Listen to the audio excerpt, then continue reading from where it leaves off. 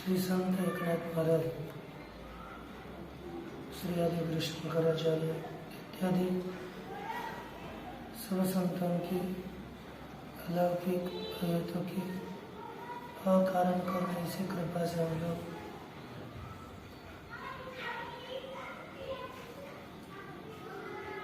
श्री ज्ञानराज विरचित ग्रंथराज ज्ञानेश्वरीचा आपण विचार करत आहोत. या विचारावसरी तृतीय अध्यायातील 4 श्लोकापासून ते 16व्या श्लोकापर्यंत कर्मामध्ये अर्जुनाला प्रेरित करण्याकरिता भगवंताने अनेक उपायाद्वारे समजावून सांगण्याचा प्रयत्न केला.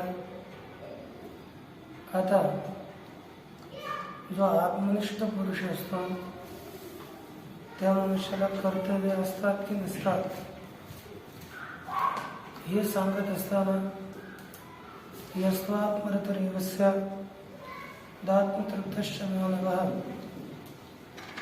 आत्मन्येव च संतुष्टः तस्य कार्यं न विद्यते. या श्लोकाकडे या श्लोकाचं उच्चारण भगवंतानं केलं. या श्लोकाचा सरळ अर्थ असा पाहिला की जो मनुष्य आत्मरती असतो, आत्मतृप्त असतो व आत्म्यामध्येच संतुष्ट असतो त्याला कर्तव्य राहत नाही. कर्तव्य कोणत्या मनुष्याला असतं आणि कोणत्याला नसतं हे यावरून आपल्याला निर्धारित करता येईल. यापैकी या श्लोकात तू शब्दाचा प्रयोग केला. एखादा विषय संपवून अन्य विषय आरंभ करत असताना तो शब्दाचा प्रयोग करतात. या मागच्यांना सगळ्यांना कर्तव्य आहे, परंतु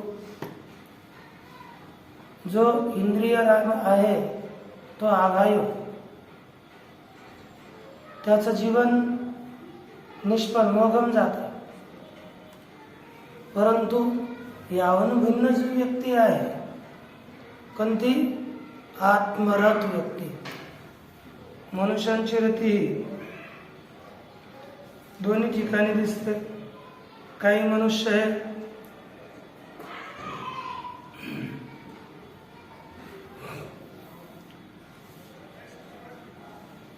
बाह्य पदार्थामध्ये रती करणारे असतात. रती शब्दाचा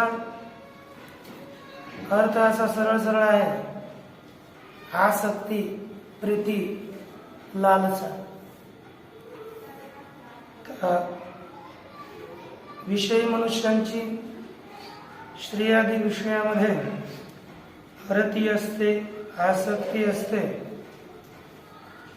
आणि यत्किंचित इष्ट पदार्थ प्राप्त झाला, त्याचा उपभोग घडला, मनसोक्त विषयाचं सेवन केलं तर तो मनुष्य तृप्त होतो. व ज्या वस्तूच्या प्राप्तीची आपल्या अंतःकरणात इच्छा आहे ती वस्तू प्राप्त झाली की लगेच मनुष्य संतुष्ट होतो. अज्ञानी पुरुषाची संतुष्टी, रती आणि तृप्ती ही बाह्य पदार्थाविषयी असते. परंतु म्हणून अशा अज्ञानी पुरुषाला म्हणजे बाह्य पदार्थाविषयी रती, तृप्ती आणि संतुष्टी असणारा पुरुष, त्या पुरुषाला कर्तव्य आहे. परंतु आत्मरत पुरुषाला, कारण की कर्तव्य तेव्हा राहतं काही आपल्याला प्राप्त करायचं असेल तर. परंतु जो आत्मज्ञानी पुरुष असतो त्याला आत्मव्यतिरिक्त काहीच कर्तव्य राहत नाही. त्याची रमण करण्याकरिता अन्य पदार्थाची आवश्यकता नाही. तो आत्मनीयवरती यस्य सः आत्मरती, आत्म्यामध्येच स्वमध्येच त्याची रती आहे, स्वमध्येच तो तृप्त आहे आणि स्वतःमध्येच तो संतुष्ट आहे. म्हणून याला या 3 प्रकारच्या रती, तृप्ती आणि संतुष्टीकरिता अन्य पदार्थाची आवश्यकता नाही. म्हणून याला कोणत्याच प्रकारचं कर्तव्य राहत नाही. असं म्हणजे याला कर्तव्य नाही. या ठिकाणी सांगतात की याला स्वतःला कर्तव्य नाहीये, परंतु अन्य लोकांच्या करिता त्याला कर्तव्य आहे असं सुद्धा टिळकादिक सांगतात. म्हणजे स्वतःच्या कल्याणाकरता त्याला कर्तव्य राहत नाही, परंतु अन्यांकरिता कर्तव्य आहे मानणारा असा एक वर्ग आहे. स्वकर्तव्य नाही. कारण की तुम्ही तरुणी, विश्वतारा, ताटी उघडा ज्ञानेश्वरा या रीतीनं सरतरती स अन्यांस तारयते. स्वयं तरतो परंतु अन्यांनाही तारयतो असा मनुष्य श्रेष्ठ आहे. ते सुद्धा श्रेष्ठतेत कनिष्ठतेत काय भेद नाही, परंतु लोकसंग्रह, कर्तृत्व अशा व्यक्तीत आहे. म्हणून आपण, कारण की दोन व्यक्ती आहेत, एक तत्वनिष्ठ व्यक्ती आणि दुसरे तत्वनिष्ठ असून अन्याला उपदेश करते. समजा आपण कृष्णभोगी शुकस्त्यागी राज्ञो जनक राघव वशिष्ठ कर्म करताच ते येते ज्ञानीनः समान. सगळे ज्ञानी आहे. कृष्ण असेल, शुकजी असतील, जनकजी असतील, प्रभू रामचंद्रजी असतील, वशिष्ठजी असतील, हे सगळे ज्ञानीमध्ये समान आहे. याच्यामध्ये कोणत्याही रीतीचा भेद नाही. परंतु आपण जर पाऊस गेलं तर बोलताना आपण काय म्हणू, प्रभू रामचंद्रजी श्रेष्ठ आहे. का? कारण की ते तसं तर शुभजीकडेही कृष्णजी आहे, यांच्यामध्ये अवस्थेत भेद आहे. परंतु काही कसे असतात, स्वतः जाणतात परंतु ती गोष्ट अन्याला देत नाही. आणि काही असतात स्वतः त्याला जाणतात आणि त्या अन्यांना सुद्धा वितरण करतात. म्हणजे स्व तरण कर्तृत्व आणि तारण कर्तृत्व. म्हणजे स्वतः जे तरतात आणि दुसऱ्याला जे तारतात, असा मनुष्य गुरुत्व पदवीच्या योग्यतेचा आहे. अन्य गुरुत्व पदवीच्या योग्यतेचा नाही. कारण की मुनिमुक्त झाले भेने गर्भवासा, ते मुक्त झाले परंतु त्यांनी दुसऱ्यांचा विचार नाही केला. परंतु संत व्यक्ती, गुरुत्व पदास प्राप्त झालेली व्यक्ती, ती स्वतः तर तरते परंतु आपल्या बरोबर अनेकांचा उद्धार करून घेऊन जाते. म्हणून प्रभू रामचंद्रजी जेव्हा निजधामाला गेले तेव्हा सगळे अयोध्येतील लोक आपल्या बरोबर घेऊन गेले. म्हणजे स्वतः तरले आणि दुसऱ्यालाही तारलं. या प्रकारे काही व्यक्ती असतात, अशा व्यक्तींना कर्तव्य आहे असं म्हणतात. परंतु वास्तव दृष्टीनं पाहिलं,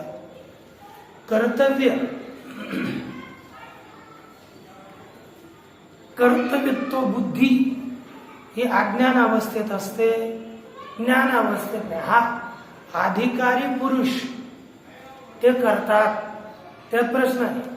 परंतु त्यांना कर्तव्य तसं राहत नाहीये. असा एक विचार श्री शंकरानंदजी इत्यादी लिहिला आहे. फारच लिहायला लागले, त्यांचा विचार करणं म्हणजे या प्रकारे कर्तृत्व आहे असं सांगतात. म्हणून त्यांनी वेगळ्या वेगळ्या रीतीनं कथन केलं की मुक्त पुरुष झालाय त्याला तसं कर्तव्य नाही, काय नाही. तरी सुद्धा लोकांकडून आरोप केला जातो, कारण की त्याचे अंतःकरणात ज्या रीतीचे संस्कार पूर्वीचे असतील त्याच संस्कारानुसार त्याच्या क्रिया पुढच्या घडत असतात. जगद्गुरु तुकाराम महाराज असतील, श्री शंकराचार्यजी असतील, हे ज्ञानी आहे.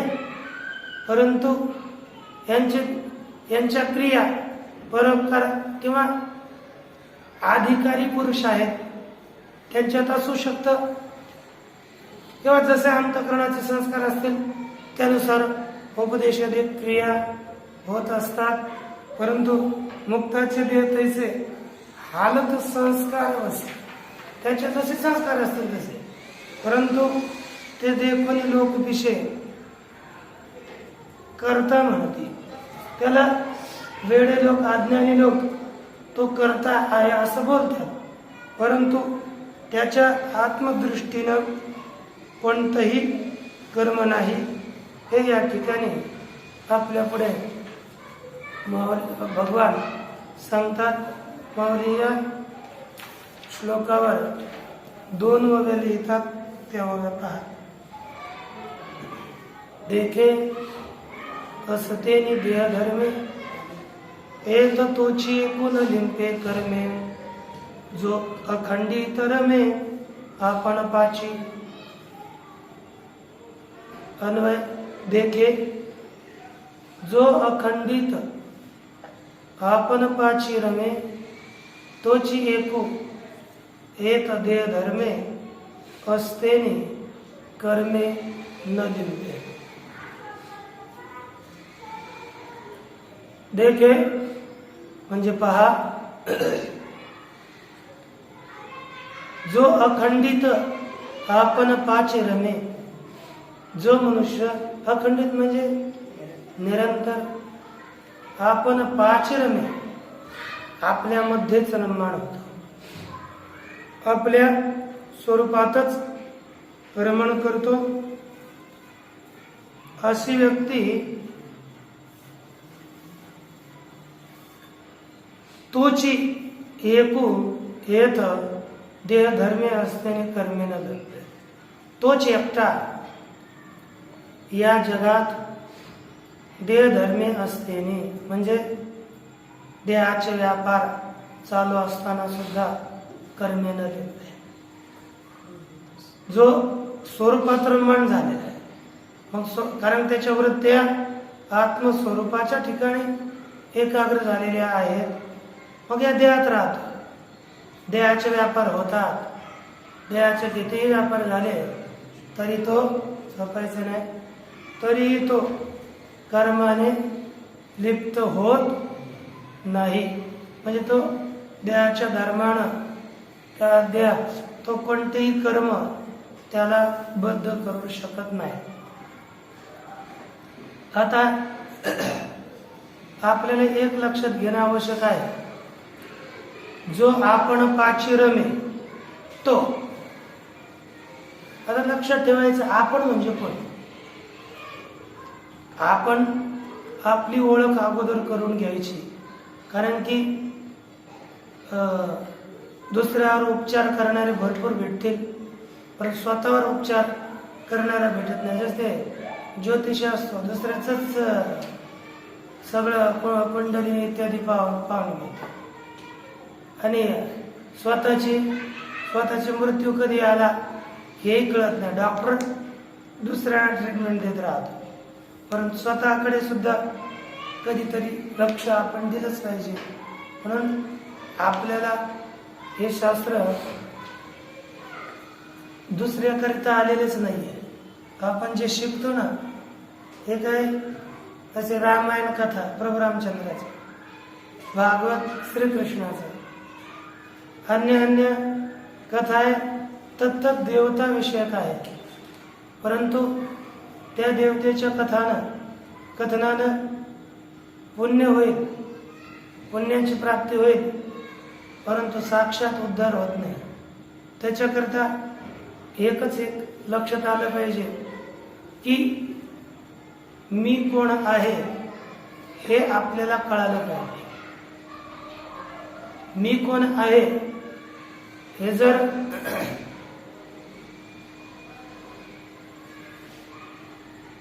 आपल्याला कळालं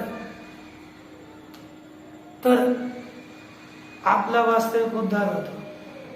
तेव्हा ते सहज वाक्य, इंग्रजी वाक्य बनवताना sir, who am I, who am I म्हणजे मी कोण आहे हे जर आपल्याला कळालं तर आपला उद्धार आहे. म्हणून हे शास्त्र दुसऱ्याची कथा सांगणारे नाहीत, अन्याची कथा सांगणारे अनेक शास्त्र भेटतील, परंतु श्री ज्ञानोबरायांचे ज्ञानेश्वरी, अमृतानुभव असे ग्रंथ दुसऱ्याची कथा न करता स्वात्मकथा करणारे आहेत.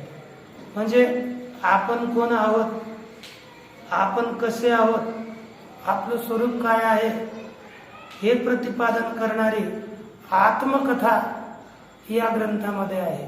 त्यानं आणि आत्मकथा कोणाला आवडत नाही. कोणी जर आपली स्तुती करू लागलं तर ती फार आवडते. तशीच या ग्रंथामध्ये आत्मकथा केली, म्हणजे आपण कोण आहोत हे सांगितलं.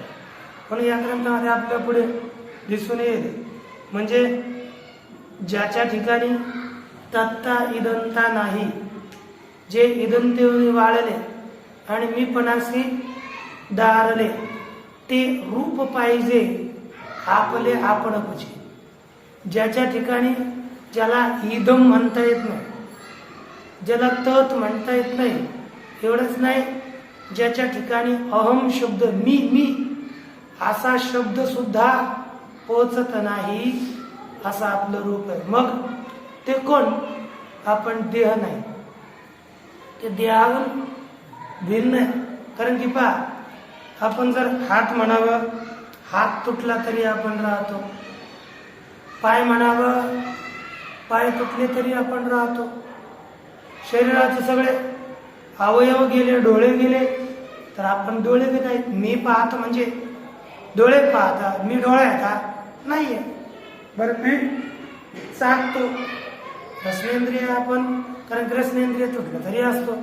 आता आपण याच्यावर वेगळं कोणतरी आहोत, याच्यावर वेगळे आपण आहोत. एवढंच नाही, शेवटी म्हणतो महाराज, काय करा, मी आता देहाचा त्याग करतो, तर शरीरामध्ये फारच रोग झाले, पण मला सुख प्राप्त व्हावं. देह गेला तर चालेल, पण मला दुःख होऊ नये. म्हणजे कधी कधी आत्महत्या करणारे काय करतात, ते आपल्याला देहावर वेगळंच मांडतात ना. म्हणजे या देहातून सुटलो ना, मी दुःखातून सुटलो, असंच मानतात की नाही. अर्थात हा देह, आपण या देहाहून भिन्न आहोत. मग आपण आपल्याला वास्तविक आपण एकाग्र बसायचं आणि आपण कोण आहोत हे चिंतन वास्तव मनुष्याने केलं पाहिजे. बाह्य पदार्थावर आत्मतृप्ती भेटत नाही. आपण एका कारण की आपला आणि या देहाचा सुद्धा काहीच संबंध नाही. तो मेल्यावर पहा बरं, जो देह खाली पडला तोच शामराव होता ना. मग आता कुठे गेला? ते म्हणतात ते गेले. ते कुठे गेले? हा काय तुम्ही ज्या देहाला आपला बोलत होत तो पुढेच पडलेला आहे ना. परंतु त्याच्यात जो आपण आहोत ते नाहीये. म्हणजे आपण त्याच्यावर वेगळं आहोत आणि त्या ठिकाणी आपण केंद्रित व्हायचं, त्याला जाणायचं. म्हणजे आपण आहोत कोण हे जाणलं तर आपलं जीवन कृतार्थ आहे. नाहीतर बाह्य वस्तूमध्ये आपण किती फिरलो तेव्हा जीवन कृतार्थ नाही. त्या आपण त्या बाह्य वस्तूमध्ये रममान होऊन आपला केवळ नाशच करतो, आपलं त्यानं कल्याण होत नाही. आणि जो मनुष्य बाह्य विषयामध्ये रममान होत नाही, मग कुठे रमतो? आपल्यामध्ये स्वस्वरूपामध्ये मग्न असो. कुठे काही असे राहतात, कुठे म्हटले ना तर कुठे शांत म्हटले की आपल्या आनंदात महिमेत राहतात, आपल्या चिंतनात आणि आपल्यामध्ये आपले. तुम्ही एकांतात बसले ना, तुम्हालाही कळू येईल थोडं तरी. आणि स्वस्वरूपामध्ये रममान राहिले त्याला जगाचं काही घेणे देणंच राहत नाही. मग दे आपण व्यापार होत असले तरी सुद्धा त्याला कोणीच बंधन करत नाही. काहीही कर्म त्यास बंधन करत नाहीत. या प्रकारे आपण सरळ विचार पाहू. पुढे का बरं, जे तो आत्मबोधे तोषला तर तरी कृतकार्य देखे झाला, म्हणून सहज सांगावाला कर्म. अशी व्यक्ती जे म्हणजे पाहता अन्वय करा, म्हणून ते देखे जे तो आत्मबोधे तोषला तरी कृतकार्य झाला, म्हणून सहजे कर्म संगू सांडावला. एकाग्र खरंच. मग मग झोपेच्या कारणात नका जाऊ. आपल्या 3 स्थिती होतात. एक आपल्या कारणात लीन होणं, दुसरं मन चंचल होणं, आणि कधी कधी तिसरी कषाय अवस्था होत असते. आता कषाय अवस्था म्हणजे ना धड झोपेत गेला, एकदम तटस्थ काहीच कळा नाही, हे ना केवळ मात्र घ्यायचं काय चाललंय काय नाही, डोकं बंद, त्याची अवस्था होय. आपली अवस्था हे लक्षात ठेवायचं, म्हणजे भविष्य काळात आपल्याला ते ज्ञानेश्वरीचे अर्थही कळतील ना. देखे म्हणजे पहा, जे जे म्हणजे कारण की, जे शब्दाचा अर्थ आहे कारण की, तो आत्मबोधित होऊ शकला. तो साधक आत्मबोध आत्मज्ञानाने संतुष्ट झाला तरी कृतकार्य देखे झाला. तरी म्हणजे त्यामुळे कृतकार्य झाला. कृतकार्य कार्य म्हणजे कर्तव्य, आणि कृतम कर्तव्य येणं सह कृतकार्य हा म्हणजे कृतकृत्य झाला. जे कर्म करायचंय त्यानं सगळं केलं, कारण की आत्मबोध झाला रे झाला,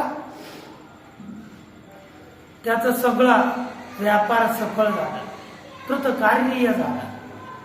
तोपर्यंतच कर्तव्य आहे, जोपर्यंत आत्मबोध होत नाही तोपर्यंत कर्तव्य असं, जोपर्यंत ज्ञान होत नाही. आत्मबोध हा शब्द दिलाय. आत्मबोध म्हणजे आपला बोध, आत्म म्हणजे आपण, आपलं ज्ञान आपल्याला आहे का, आपण कोण आहोत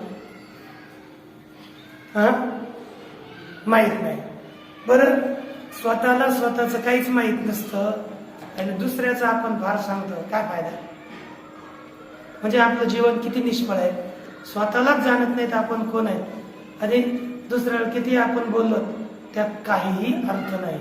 आपलं जीवन याच्याकरिताच आहे, आपलं अन्य संसाराकरिता जीवन नाही. आपण कोण आहोत हे खरं मनुष्यानं जाणून घेतलं पाहिजे, तेव्हा मनुष्य निहाल होतो. तेव्हाच आत्मबोधानं संतुष्ट झाला, म्हणून तो कृतकृत्य झाला. म्हणून सहज कर्म संग साठवला. सहज आपोआप कर्माची आसक्ती, कर्माचा संबंध त्या मनुष्याचा, त्या साधकाचा सुटलेला असतो. जोपर्यंत आसक्ती असते तोपर्यंत व्यापार असतो, परंतु आत्मस्वरूपाच्या ठिकाणी तो एकदा लागला तर मग सगळं सुटतं. मागे एक ओळख होती बा, जवळ निरार्थता नाही तो व्यापार वसे पाय, मग संतुष्टीच्या ठाई कुंठे सहजे. जोपर्यंत मनुष्य इच्छारहित होत नाही तोपर्यंत त्याला कर्तव्य आहे, परंतु आत्मस्वरूपाच्या ठिकाणी संतुष्ट झाला तर त्याचे सगळे कर्म सहजगत्या संपून जातात. ज्याप्रमाणे फळली केळी उन्मळे पुढे नाही, तैसी आत्मलाभे प्रबळे. ज्याप्रमाणे फळाला आलेली केळी ही उन्मळते म्हणजे ती सुकून जाते नंतर, त्याप्रमाणे आत्मलाभ झाला तर सगळ्या क्रिया हळूहळू संपून जातात. तोपर्यंत क्रिया राहतात, आणि एकदा ज्ञान झालं तर मग क्रिया राहत नाहीत. असा जो मनुष्य आहे, तुम्ही म्हणाल जा त्याला काहीच कर्तव्य नसतं, का बरं? कोणी मनुष्य कर्म करतं त्याचं काहीतरी फळ असतं. त्यानं केलं कर्म केलं तर त्याला फळ भेटतं, नाही केलं तर फळ भेटत नाही, अपाय लागतो. मग याला काय होतं की नाही? बरं, त्याचे घरदारचे कोणीतरी त्यानं कर्म केलं त्याच्या फलाचा आश्रय कोणी आहे का? भगवान बोलतात त्याला काहीच नाही. पुढच्या श्लोकात पहा, नैव तस्य कृतेन अर्थो नाकृतेनेह कश्चन न चास्य सर्वभूतेषु कश्चिदर्थोपाश्रयः. इह तस्य कृतेन अर्थः. या ठिकाणी म्हणजे या जन्मी तस्य त्या पुरुषाला कृतेन अर्थानं, कृतेन म्हणजे केलेल्या कर्माने काहीही लाभ नाही. मग ज्ञान झालं, त्यानं कर्म केलं तर त्याला काहीही फळ भेटत, त्याला त्याचा काय लाभ. बर, मग नाही केलं तर काही, आपण नाही संध्यावंदन केलं तर आपल्याला पाप लागतं असं कर्मकांड सांगतात. नाही केलं आपण आपलं कर्म तर पाप लागतं, केलं तर त्याचं फळ लागतं. मग आता नाही केलं तर काही, तर सांगतात अकृतेन कश्चन अर्थान. व त्यानं काही कर्म केलं नाही, कोणी तत्वज्ञानी पुरुषानं, म्हणजे महंत झाल्यावर आपण ते काय एखादा आश्रमाधिपती मठाधिपती झाल्यावर तसं नाही. आपलं तसं जेव्हा ही स्थिती येते तेव्हाच समजायचं. आणि मग जर आत्मज्ञान झालं तर कर्म न केल्याने काही अपाय लागत नाही, अनर्थ होत नाही. आणि अस्य सर्व भूतेषु कश्चित् अर्थव्यपाश्रय. या मनुष्याला सर्व प्राण्यामध्ये कोणीही प्रयोजनाचा आश्रय नसतो. म्हणजे कोणी आपलं फरक काहीच नसतं, ज्याला हे फळ देईल. या प्रकारे हा राहतो. मग आता मनुष्य आहे, मनुष्यानं कर्म कधी करावे, कर्तव्य आपल्याला कधी असतं, सीमा आहे. कर्म आता तुम्हाला संध्यावंदन करा म्हणतो, त्याला काही सीमा आहे आणि तोपर्यंत करावंच लागतं. आपल्याला कर्म करायची नाहीत ना, करू वाटत नाहीत ना, हे ना, सगळं सोडून द्यायचंय. तर मग काय करायचं, आत्मज्ञान प्राप्त करायचं. आत्मज्ञान प्राप्त झालं तर मग काय तुम्हाला कोणी कर्तव्य कर्म सांगणार नाही, शास्त्र आपल्याला सांगणार नाही. माऊली पुढे बोलतात, तृप्ती झाली या जैसे साधने सरती अपैसे, देखे आत्मतुष्टी तैसी कर्मे नाही.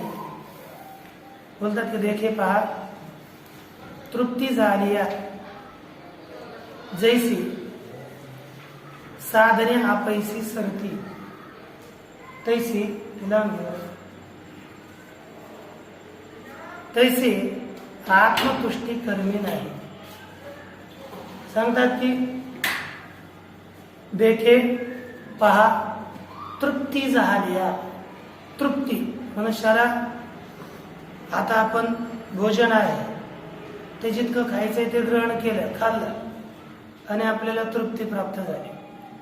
मग तृप्ती प्राप्त झाल्यानंतर काय होतं, पहिल्यांदा भुकेकरिता एखादे आपण रानावनात गेलो तेवढंच कशाला, आपल्याला भूक लागली तर मग लवकर इकडून घे चाकू घे, तिकडून पदार्थ घे, तिकडून गॅसची टाकी ओढ, इकडून वर, तिकडून पात्र कर सगळं. परंतु एखाद्या वेळेस काय आणि भोजन केलं, मग काय करतो, खाल्लं, तृप्ती झाली, मग सगळे साधन आता बसायचे, राहू दे, पडू दे, आता आपण झोपू थोडं, है ना. भरपूर खाल्ले तर काय तणाटून सोडून देतो गाडी. मग अशी स्थिती होते. म्हणजे त्यावेळेस एकदम सगळी साधनं तो बाजूला करतो, मग त्याची काही आवश्यकता राहत नाही. त्याप्रमाणे आत्मतृप्ती झाली, आत्मतुष्टी झाल्यावर काहीही कर्मी राहत नाहीत. म्हणजे शिजल्यावरी जाळ वाया जायचे ते मूळ, मग सगळं खा दुसरं ते व्यर्थ जातं. तसंच आता करता कर्म करावे हे कोणतले तया आगवे, आणि करी जरी आगवे तरी करता तो. जर आत्मज्ञान झालं, करता कर्म आगवे कोणतले, मी करताय, मला काहीतरी कर्तव्य आहे, हे सगळं संपतं वसुधा. आणि आपण काय करतो ना, ते आग म्हणजे आपलं संपतं, आपलं संपलेलं नसतं. कर्माचा त्याग, कर्म सोडणं हे दोन रीतीने होत असतं. एक स्वभावतः कर्मत्याग होतो आणि दुसरा प्रयत्नपूर्वक प्रमादाने कर्मत्याग केला जातो. आहे कर्माच्या त्यागाची स्थिती अवस्था 3 प्रकारे होऊ शकते. एक स्वभावतः कर्मत्याग, दुसरा शास्त्रविधीने कर्मत्याग आणि तिसरा प्रमादाने केलेला कर्मत्याग. स्वभावतः कर्मत्याग तत्वज्ञान प्राप्त झाल्यावर होतो. तत्वज्ञान प्राप्त झालं तर आपल्याला कर्म करावे लागत नाही, ते स्वभावतः सुटतात, सोडावी लागत नाही, स्वभावतः होतं. मग कारण की कशाचंच भान नाही राहिलं तर ते कर्म सुटले, काही दोष नाही, ती परमावस्था स्थिती आहे. दुसरी स्थिती आहे आपल्याला तत्वज्ञानाचे अनुष्ठान करायची, साधना करायची म्हणून आपल्याला कोणतंच कर्म नसावं या कारणानं शास्त्रविधीनं संन्यास घेतला तर तो दुसरा विधीनं कर्मत्याग आहे. आणि तिसरा आहे आपल्यासारखे निठल्ले जाणून बुजून प्रमादाने, आळसानं प्रमादाने केलेला कर्मत्याग. शास्त्राला पहिला स्वभावतः झालेला कर्मत्याग तो गुणातीत आहे, तो कोणत्या गुणाच्या आतमध्ये येत नाही. दुसरा असणारा कर्मत्याग तो शास्त्रविधीने केल्यामुळे सात्विक कर्मत्याग आहे. आणि तिसरा केलेला कर्मत्याग आपण जो करतो, सोडतो कर्म, तो तामस कर्मत्याग आहे. म्हणून भगवान बोलतात 18व्या अध्यायात मोहात्तस्य परित्यागस्तामसः तामसस्य परिकीर्तितः, तामसः परिकीर्तितः आहे का नाही. त्याला तामस कर्मत्याग म्हणतात.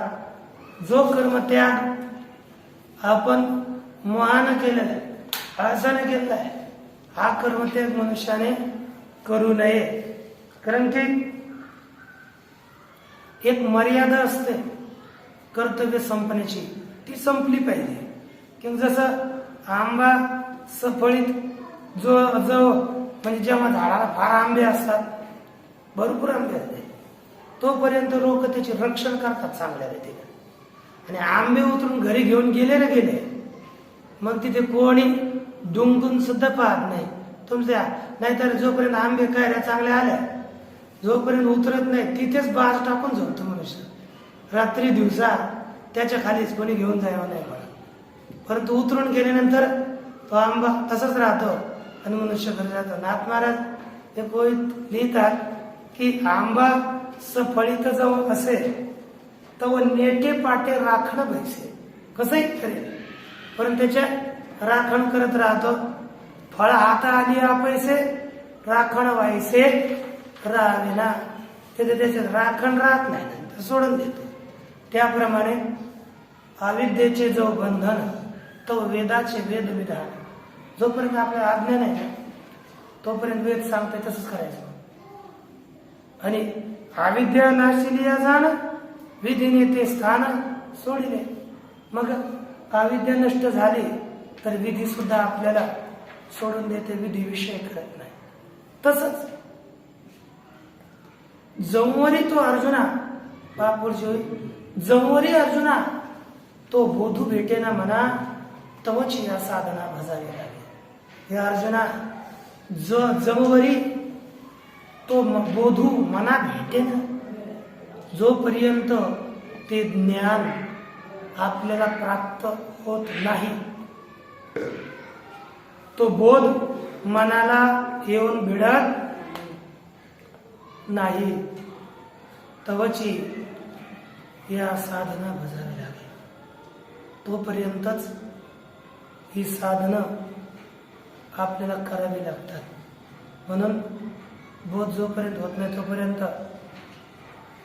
आपण नित्य प्रयत्नाचा असावा. तो बोध कोणता बोध? तो बोध म्हणजे कोणता? आत्मबोध. तरी परमात्मा इसे जे एक वस्तू असे ते जया दिसे ज्ञान असतो ते ज्ञान. परमात्मा आहे, परमात्म्याचं ज्ञान, परमात्मा ज्याच्यामुळे आपल्या परमात्म्याची ओळख पटते ते ज्ञान, तो बोध जोपर्यंत भेटत नाही तोपर्यंत साधना करावी लागतात. मग अन्य किती आपण काहीही जाणलं तर तो बोध योग्य नाही. तो बोध प्राप्त झाला तरी आपले कर्तव्य संपत नाहीत.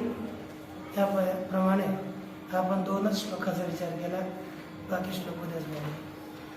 ओम पूर्णमद पूर्णमिदं